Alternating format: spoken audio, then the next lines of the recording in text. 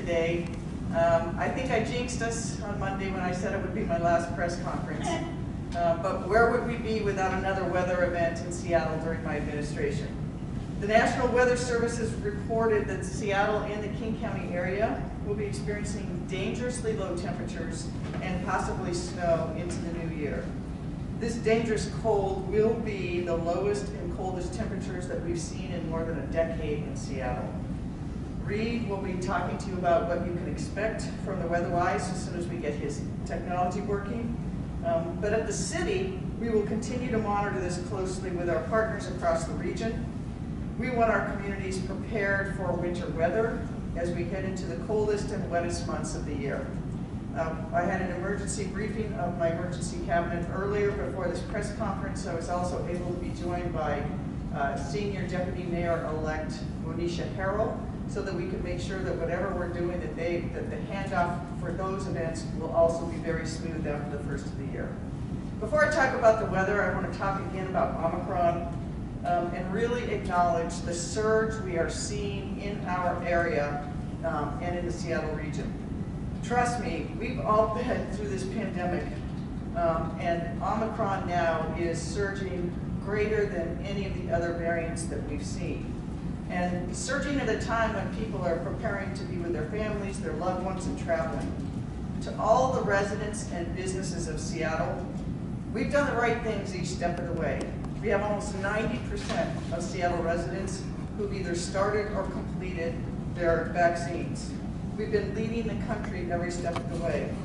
Because we're one of the most vaccinated and boosted, we hope that we will have less severe impacts of this variant of COVID.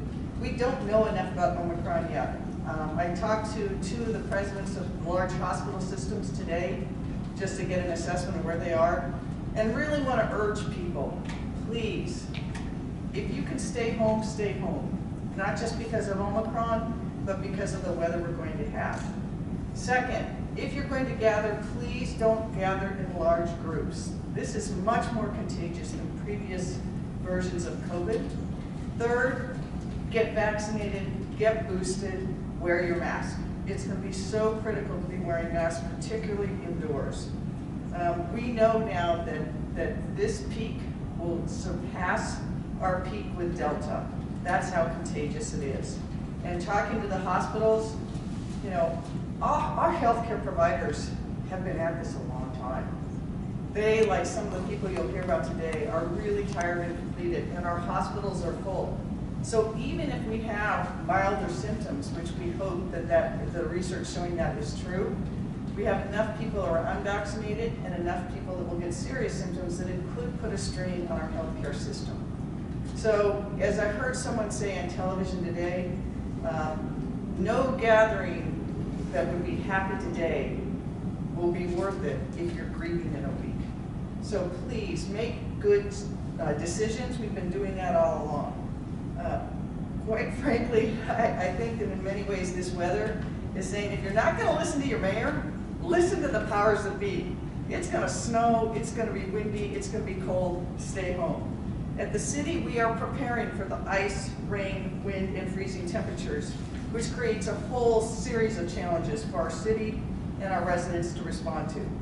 As mayor, I've now overseen more than 20 extreme weather events, including the snowiest month in 50 years in 2019, and the snowiest day in 50 years earlier this year.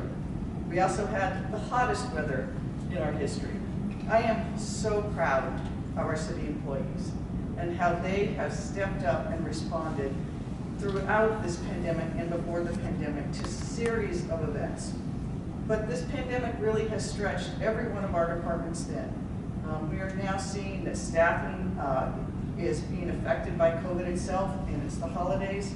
So I really want to thank the city employees in a way that everyone can help them, help you, and help our hospitals, is to do those things that I've said.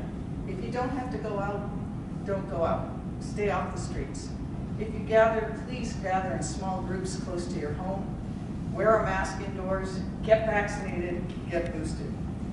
You help your neighbors shovel the sidewalks. Those sidewalks can become treacherous, particularly given the weather we're looking at, very cold weather. that we could have thaw then freeze and thaw then freeze. We know that can make our sidewalks and streets the most treacherous. Beginning on Friday into the new year, the Seattle Department of Transportation will be operating 24/7 shifts to keep our 1,200 miles of emerald and gold routes clear of snow and ice. And Rodney Maxey is going to tell you some more of that from the Seattle Department of Transportation. Our Human Services Department is working in partnership with King County, the King County Regional Homeless Authority, Parks, FAS, and Seattle Center to bring hundreds of our unhoused neighbors inside during these cold events. Tanya will be discussing those in a moment. But know that we will have approximately 2,800 current shelter beds and opening approximately 200 new overnight shelter beds in Seattle and creating a number of warming shelters that we are developing now, and we'll have information on all of those available. At Seattle City Light and Seattle Public Utilities, they will be working around the clock to ensure that residents have access to the essential services. And Deborah Smith will be talking about some of the things the City Light is doing to make sure people can stay warm. I also want to acknowledge that Omicron is hitting our city employee workforce, including many of our frontline workers at Seattle Fire Department, Seattle Police Department, Seattle Department of Transportation, and our other utilities.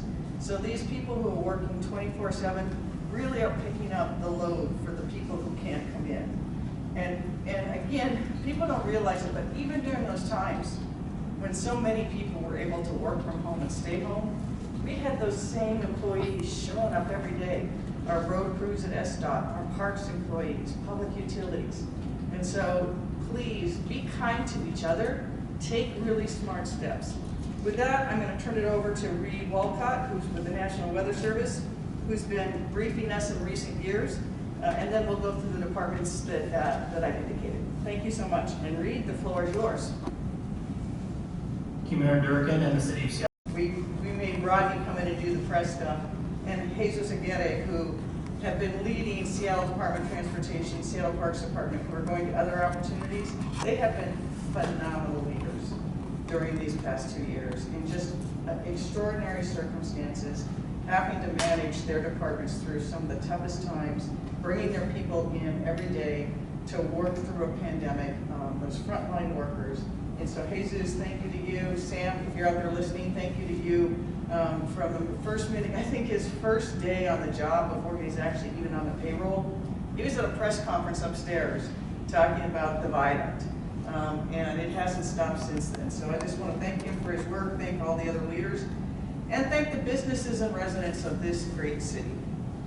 We'll get through this week. It'll be cold, it'll be hard. We'll get through it, but we're going to get through it a lot easier if everybody does their part. And with that, questions?